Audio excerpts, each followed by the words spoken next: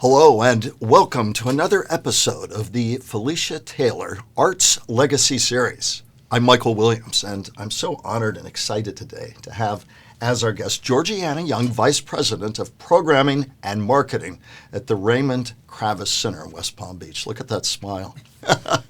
Well, what a job you have to be able to bring such delight to the community. Thanks for being with us. Thank you. It's a real pleasure to be at the Kravis Center, and we're able to do a lot of really wonderful things for our community. Well, we're going to talk a bit about that. You have such a rich background, too. We'll get into that a bit, too, because I love your history. But one of the things that intrigued us is something you're doing as part of a year-long program, Immersive Jazz. What is it called? What's it about? It's really wonderful. It's called Jazz in Unexpected Places, and it's an immersive exhibit. And I guess the premise behind it is, what if you trace jazz during the 50s and the 60s from an international perspective, and then traced it all through Palm Beach homes and backyards and clubs, and where did people get their music at that time, and what were they doing, and what did West Palm Beach do to contribute to jazz and its history? And it's important and it's significant. Give us a tease to some of the answers. Talk about those contributions. Talk about Palm Beach's place there. West Palm Beach, basically at a very complex time, gave jazz artists a place to play. Mm-hmm. You know, we had the Sunset Lounge, which was part of what was called the Chitlin Circuit. Mm-hmm. There was the Sunset Lounge, there was Club Alabama, there was the Nazarene. We take a snapshot of this part of West Palm Beach's history, and it's all inspired by these incredible black and white photographs by an Italian photographer named Roberto Polillo. And Roberto Polillo, as a young man, I think he was 19 years old, and his father was a promoter in Italy, and they promoted jazz. And so he had this unfettered access to jazz icons like Cab Calloway, Ella Fitzgerald, Nina Simone, incredible artists photographed in performance. And so that was part of the inspiration. The other is an artist by the name of Lenore Anthony, mm-hmm. who is an art activist. She has two pieces in the exhibit that are incredible. It's called Black Jazz Angels Sing in Heaven. Amazing piece. The two of them collaborated on a book called Sounds of Freedom. Mm-hmm. That's the that's the inspiration for the exhibit. But then as we were looking at this, we thought, yes, but what was happening here in West Palm? Mm-hmm. Because that's what brings it home.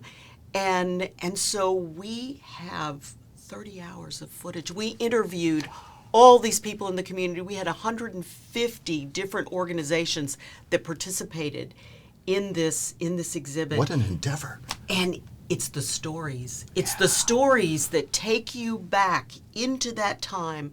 I think the youngest we interviewed was 16. The oldest is 91. I was born in 1934 here in West Palm Beach, and I know what segregation is. And I'm at the age of 91 now, and I've seen some changes since I was a young boy up until the present time. But the music part of it, the jazz, it was just, I can't explain it. It was so joyful. Everybody would be at the sunset. And talk a bit about it in the sense of, in that era, jazz was informed by the civil rights movement and also served to help shape and inform that story as well. Talk about that. That's exactly right. So at a very turbulent time, and what's really fascinating about these interviews is that people talk about, they said, there was segregation, but we had the Sunset Lounge. This music, it's like the music pulled you through some of the most joyous times in your life and some of the complex, heart-rending times of your life. There's a 91-year-old man we interviewed. It was multi-generational interviews in this particular family, and he talked about being at the Sunset Lounge and being dressed up and having access to Cab Calloway and Nina Simone. And then we have the interview with his grandson, who is going to be a significant trumpeter, and who is 17 years old and studying here in West Palm.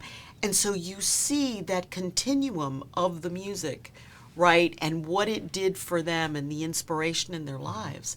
So we interviewed. We had people in the box office who we have, older people in the box office. They talked about they'd walk home from school and they'd hear the music coming out of the Sunset Lounge. Dr. Orville Lawton, who is the music director for the Ebony Chorale, he was a young man walking down the street, and he happened to see this beautiful woman, and he said, "You're a pretty lady. Who are you?" And she said, "Well, you're a handsome young man. Who are you?" And he goes, "Well, I'm, Orville Lawton." And she said, "Well, I'm Nina Simone." Wow. And he didn't know who that was. And he went home and told his parents. He goes, "I met this pretty lady on the street, and her name's Nina Simone." And they nearly all fell down. So I think what West Palm Beach did in the jazz movement, it gave opportunities for jazz artists to sing and perform at a time, tell their stories from their soul. Tell their stories at a time when they weren't allowed to perform in certain places. I think of names, as I was reading through this, of that Norwood Tiger, Maurice Frank. I love that this whole immersive jazz exhibit, Jazz in Unexpected Places, is informed by, at the end of the day, the South Florida experience. There's also, right, exactly. So there are these international legends, and then there are local legends like Jimmy Bohorn and George McRae. And not everybody had a record deal, right? Not everybody had a record deal, but they were local icons and beloved. They played in backyards. They played in, family celebrations. The smile on your face right now is wonderful. So take me through, when I come in to see this immersive jazz exhibit year-long at the Kravis Center, walk me through as I'm walking through it. I'll be able to see these interviews. I'll be able to see some of the instruments they played. I'll see photographs of the places they played, all of that.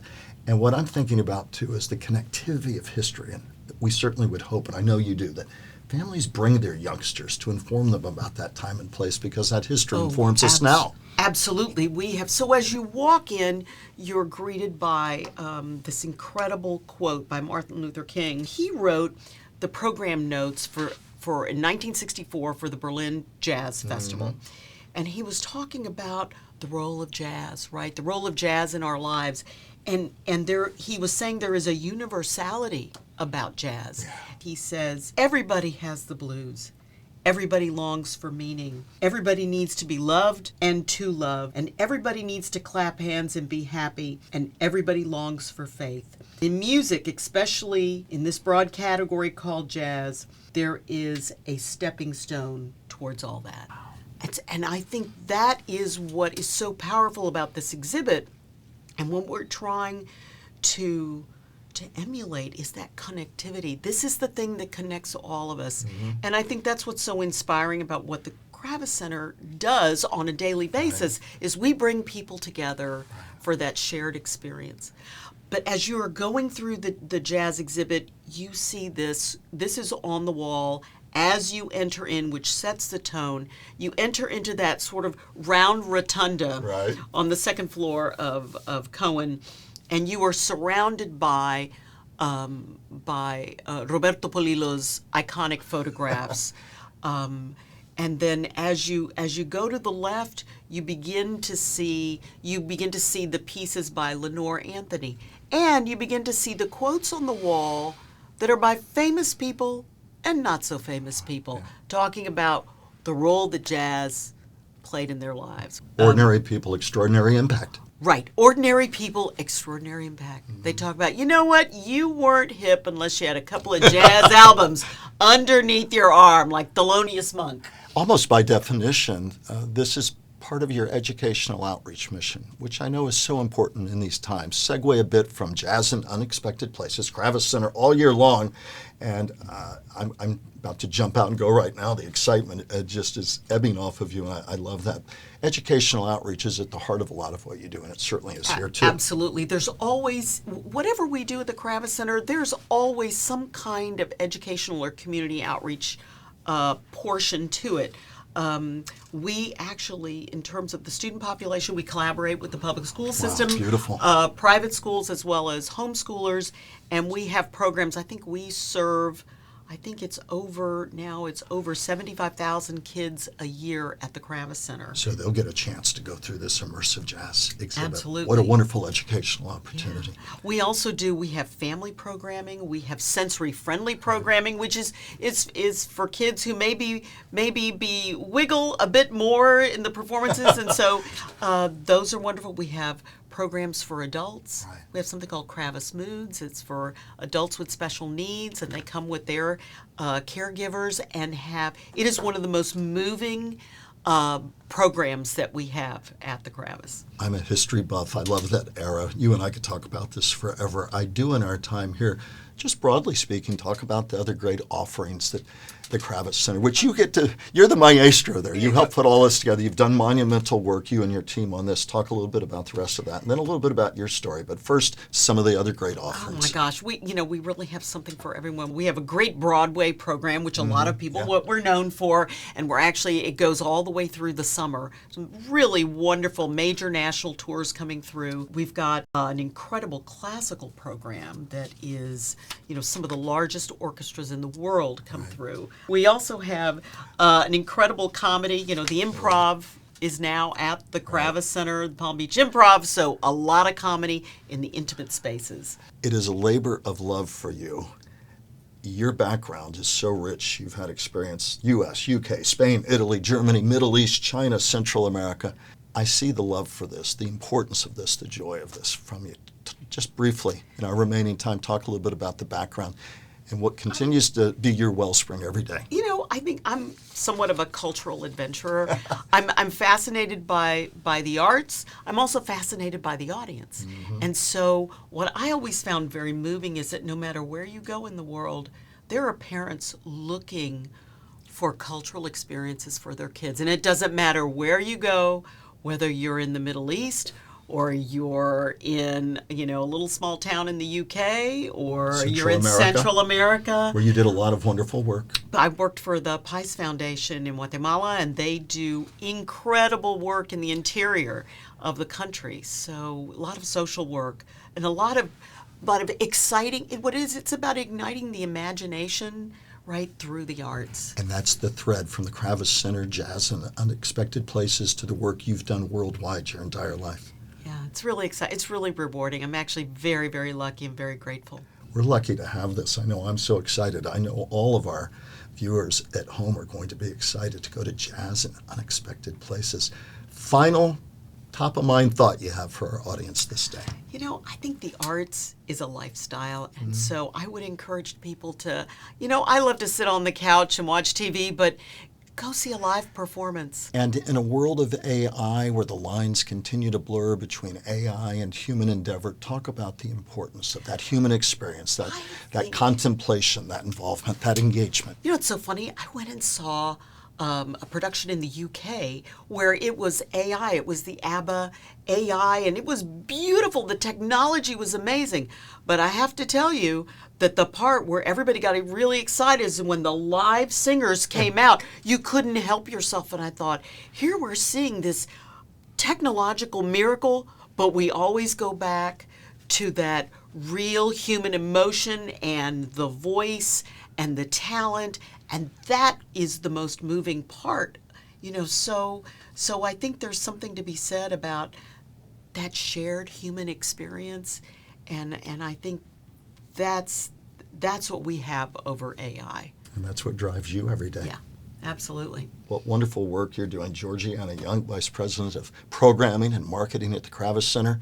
You're like a kid in a cultural candy store every day. Yes, I am. Yes, I am. We thank you so much for taking a few moments to be with us. Kravis Center, certainly a jewel in the crown of Palm Beach County, and you're a large part of that. You and your wonderful team, the Kravis Center. And thanks for being with us. We appreciate it so, so much. Thank you very much. And for all of you who've enjoyed this episode, let your family and friends know. Go on social media. And remember, you can find this wonderful episode or any others anytime at palmbeachcivic.org. Thanks for being with us.